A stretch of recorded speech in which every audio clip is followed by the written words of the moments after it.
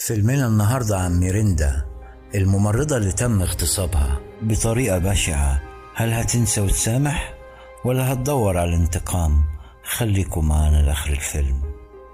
بيبدأ فيلمنا النهاردة مع الممرضة ميراندا، واللي بتحب قسم الجراحة وبتتابع الدكاترة في العمليات، وتتمنى تبقى ممرضة في قسم الجراحة. وبتلتقي بصاحبتها وبتقول لها على ميعادها مع واحد اسمه كيفن، أول مرة هتقابله ومش عارفة شكله. وبتروح ميراندا للمغسلة تستلم فستانها اللي هتقابل بيه كيفن، وبتروح لأبوها ومش بتلاقيه. وبيتعشوا مع بعض في مطعم وبتدخل الحمام، لكن واحدة من المطعم بتخبط عليها تقول لها إن في واحد بيتخنق ومش عارف يتنفس. وبتطلع ميراندا وبتنقذ الراجل بفضل خبرتها. وتاني يوم بتروح مع سمسارة عقارات عشان تشوف الشقة اللي هتتنقل لها. وتاني يوم بتحتفل مع صاحبتها بعيد ميلادها وبتحضر لهم تورته بنفسها وبينبسطوا. وفي اليوم التاني بيخبط على ميراندا واحد وبتفتكر انه كيفن وبتدخله البيت.